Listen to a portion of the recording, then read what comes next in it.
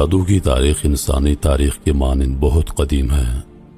جادو ایک علم ہے جس کے ذریعے لوگوں کے دلوں میں وسوسے پیدا کر کے انہیں سیدھے راستے سے بھٹکایا جاتا ہے، اور یہ کہنا غلط نہیں ہوگا کہ جادو کا بانی ابلیس تھا، جس نے انسانوں کے دلوں میں وسوسے ڈالے اور انہیں گمراہ کرنے کا چیلنج کیا تھا، اور خدا نے اس کے وسوسوں سے بچنے کی تاکید کی تھی۔ جس طرح کینسر سے انسان مر جاتا ہے، اسی طرح جادو کے ذریعے انسان متاثر ہوتا ہے، اس لیے اس امر کے واقع ہونے کو تسلیم کر لینا چاہیے۔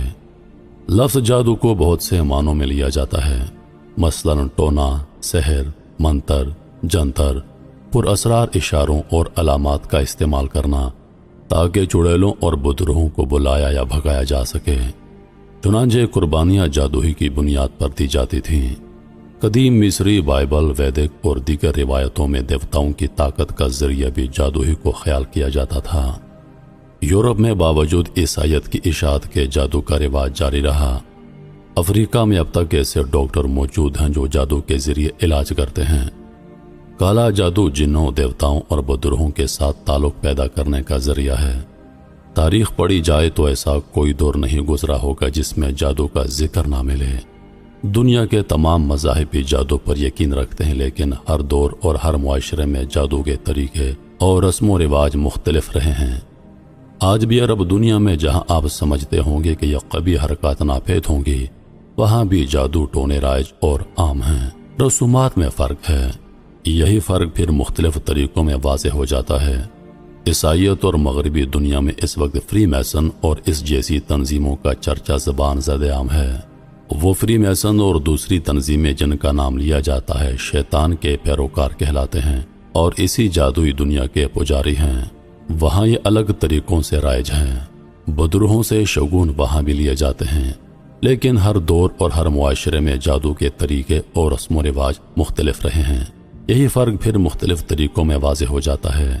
اس شے نے معاشرے کو اجاڑ کر رکھ دیا ہے، گھروں کے گھر تباہ کر دیے ہیں۔ جادو دنیا کی سب سے مؤثر قوت ہے جو غائبانہ طور پر بلا تجدید زمان و مکان، انسانی مزاج، جسم بلکہ زندگی پر کامل دسترس رکھتی ہے۔ یعنی جادو کے زیر اثر انسان کی بسا اوقات موت واقع ہو جاتی ہے۔ سحر وہ عمل ہے جس میں پہلے شیطان کا قرب حاصل کیا جاتا ہے اور پھر اس سے مدد لی جاتی ہے۔ سحر جادو دراصل کسی چیز کو اس کی حقیقت سے پھیر دینے کا نام ہے۔ سحر جادوگر جب باطل کو حق بنا کر پیش کرتا ہے اور کسی چیز کو اس کی حقیقت سے پلٹ کر سامنے لاتا ہے تو گویا وہ اسے دینی حقیقت سے پھیر دیتا ہے۔ سحر تفریح کی کئی شکلیں ہوتی ہیں، مثلاً بیماری میں مبتلا کرنا، مار ڈالنا، رشتہ داروں میں پھوٹ ڈلوانا، مالی حالت برباد کر دینا، ماں اور بیٹے کے درمیان جدائی ڈالنا، باپ اور بیٹے کے درمیان جدائی ڈالنا، دو بھائیوں کے درمیان جدائی ڈالنا، دو شریکوں میں جدائی ڈالنا، خاوند اور بیوی کے درمیان جدائی ڈالنا، اور یہ آخری شکل زیادہ عام ہے اور سب سے زیادہ خطرناک ہے۔ جادو کا علم حقیقت میں موجود ہے۔ جادو کی طاقت کا انحصار جادوگر عامل کی طاقت پر ہوتا ہے۔ اب سوال یہ پیدا ہوتا ہے کہ کالا علم کیا ہے؟ کالے علم کا رنگ کالا نہیں ہوتا، بلکہ کالا کہتے ہیں ظلمت، گھپ اندھیرا، کفر، شرک اور اللہ کی ذات کو چھوڑ کر غیر اللہ کی مدد کو پکارنا۔ دراصل کالا علم اور کالا جادو ایک ہی بات ہے۔ جادوگر کے پاس اپنی حاجت لے کر جانے والے اور پھر ان کے بتائے ہوئے طریقوں پر عمل کرنے والے اپنے آپ کو دائرہ اسلام سے خارج سمجھیں۔ شریر جنات اور شیاطین کے تعاون کے بغیر یہ عامل جادوگر کوئی کارروائی پایہ تکمیل تک نہیں پہنچا سکتے۔ جنات ان سے تعاون کرنے کے لیے اس وقت تک تیار نہیں ہوتے جب تک ان سے کفریہ اور شرکیہ کام نہیں کروا لیتے۔ چنانچہ انہیں جنات کو تابع فرمان بنانے کے لیے اپنے ایمان کا سودا کرنا پڑتا ہے۔ جادوگر شیاطین کو راضی کرنے کے لیے ایسے منتر اور کلمات ادا کرتے ہیں جن میں کفر و شرک ہوتا ہے، شیاطین کی تعریف کی جاتی ہے۔ جادوگر ہر وہ کام کرتا ہے جن سے اللہ تعالیٰ ناراض اور شیاطین خوش ہوتے ہیں۔ ایسے لوگ عام طور پر گندے اور ناپاک رہتے ہیں۔ دراصل جادو جادوگر اور شیاطین کے درمیان ہونے والے ایک معاہدے کا نام ہے۔ شیاطین کو راضی کرنے اور اس کا تقرب حاصل کرنے کے لیے جادوگروں کے مختلف شیطانی اعمال اور ناپاک وسائل ہیں۔ کچھ ہمیشہ ناپاک رہتے ہیں اور کچھ جادوگروں کو شیاطین کے لیے جانور ذبح کرنے پڑتے ہیں، وہ بھی بسم اللہ پڑھے بغیر، اور ذبح شدہ جانور کو ایسی جگہ پھینکنا پڑتا ہے جس سے شیاطین خود طے کرتے ہیں۔ بعض جادوگر ستاروں کو سجدہ کرتے ہیں اور ان سے مخاطب ہوتے ہیں۔ اس سے معلوم ہوا کہ شیاطین جادوگروں سے پہلے کوئی حرام کام کروا لیتے ہیں، پھر اس کی مدد اور خدمت کرتے ہیں۔ اسی لیے کہا گیا ہے کہ جادوگر نجاست کا پلند ہوتا ہے، جب تک وہ گندا نہیں ہوگا اس وقت تک اس کا جادو اثر انداز نہیں ہوگا، یہاں تک کہ جتنا زیادہ عقیدہ اس کا غلط ہوگا، کفر زیادہ ہوگا، اتنا ہی اس کا جادو مؤثر ہوگا، اور جتنی اس کی گندی حالت اور اس کا جادو تیز ہوگا، کیونکہ جادو شیطانیت اور شرارت کا اثر ہے۔ جس وقت اس کی شرارت عروج کو پہنچے گی اتنا ہی اس کا جادو بھی تیز ہوگا۔ جن، شیطان اور جادو کے درمیان بہت گہرا تعلق ہوتا ہے، بلکہ جادو کی دنیا ہی جنات اور شیاطین ہیں۔ وقت کے ساتھ ساتھ جیسے حق کی قوتیں کام کرتی رہی ہیں، ویسے ہی بدی کی طاقتیں بھی اپنا اثر و رسوخ بڑھاتی رہی ہیں۔ حق کے ماننے والے نوری علم سے جہاں پر لوگوں کے مسائل حل کرنے میں لگے ہوئے ہیں اور قرآن کی تعلیم کے ذریعے انہیں ذہنی آسودگی دیتے ہیں، وہیں پر بدی کا ساتھ دینے والے شیطانی علوم سے عوام الناس کو مختلف مصائب میں مبتلا کرتے رہتے ہیں۔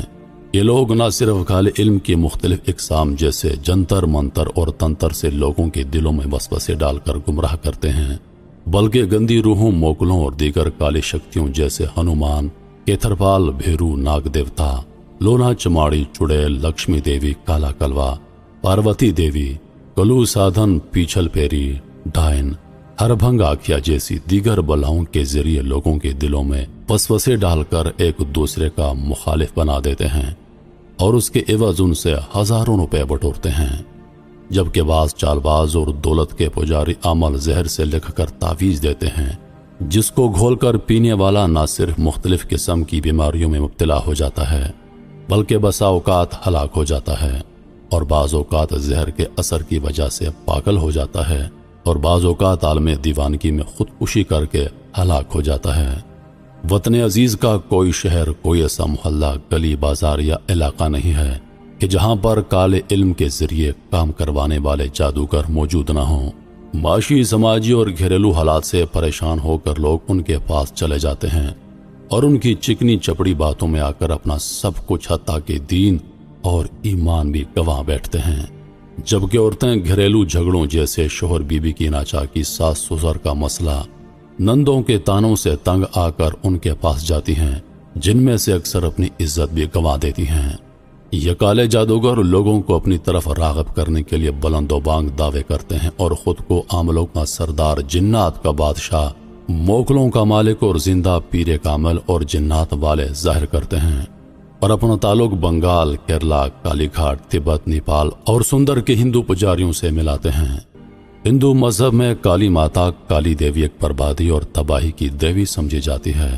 اس کا مندر مغربی بنگال کے شہر کولکتہ میں واقع ہے اور اسے کالی گھاٹ بھی کہا جاتا ہے۔